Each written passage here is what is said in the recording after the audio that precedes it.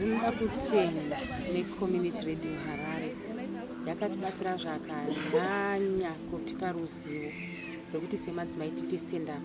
Right now ndakanotora position yevice chair muMashonaland East Province. Saka ndinonzwa kufara nechigaro chandakawana ichocho ndichisimudzirwa nemadzimai. Kuti madzimai vakuziva kuti as women tinogona kuti stand up tikagona kubatsirana pamatambudziko atinoona semadzimai. Nekuti mudzimai kuti abatsirike anoda mumwe mudzimai anoziva dambudziko raanowana mukurarama kwake, kutakura mimba, even GBV. Kana pasina kupinda leaders semadzimai hakuna anogona kuzozvitaura kana kunozviongorora kuti tarisai zviri kuitika apo, nekuti isusu semadzimai tisinenge tiri mazviri on daily basis. Ndiri chairperson pachipatara chepachara kupa clinic. Ndakazove chairperson kubudikidza nekora pambei paine varume, asi ndakasimudzwa semudzimai.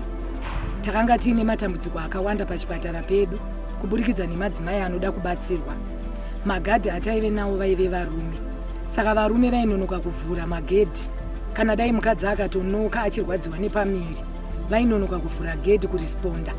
Kusvika pamwe madzimai aitozopinda mukliniki, pamwe votobetserwa panze, gadhi asina kuvhura. Saka zvese izvo taizviona semadzimai, asi takanga tiripo pachipatara ipapo, waitadza kana kutaura chinhu titongofunga kuti varume ndio vanokwanisa kuita zvinhu.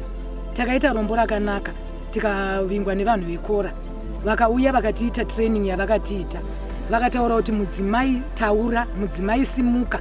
Uye zvinezvi takakwanisa kuva nagadhi mudzimai. Pane mudzimai ndiye akushanda pachipatara. Hatichasangana nematambudziko ekuti madzimai anotadza kuvhurirwa gedhi. Varume vakanga vachishanda, vakanga vachidhakwa, vakanga vasingabvumi futi kubva pabasa iroro. Uye isu semadzimai before tasangana nevanhu vekora taingofunga kuti basa iroro rinoitwa nevarume. Hataudzwa kuti kana nesuwo vakadzi ndogona kutonoitawo 6 to 6 ndiripo pabasa. Saka iye zvino pari kushanda mudzimai. Pakauya vekora panapa tichitiri muhukuru semadzimai, takangotaurawo nevamwe madzimai after kurikura kwataita, tichitaura kuti inini ndakamboshanda sagadhi riri kuchimbe Victoria Falls.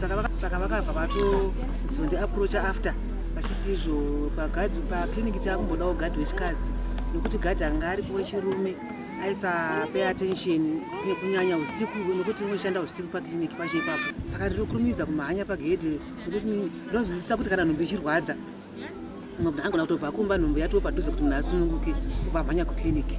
Ndakasimudzirwawo nemamwe madzimai biya, ndikasipinda pachigaro ichocho ndiri chairperson.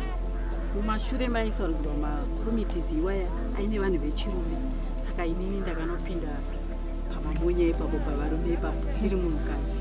Uye izvi zvakanakira kuti wapindawo semudzimai, wapindawo pachigaro chakaita saizvozvo, unofanira kuti utarisewo mamwe madzimai biya. Vechirume vamwe vanodhakwa, vamwe vanoita sei, ende zvinhu hazvifambe zvakanaka.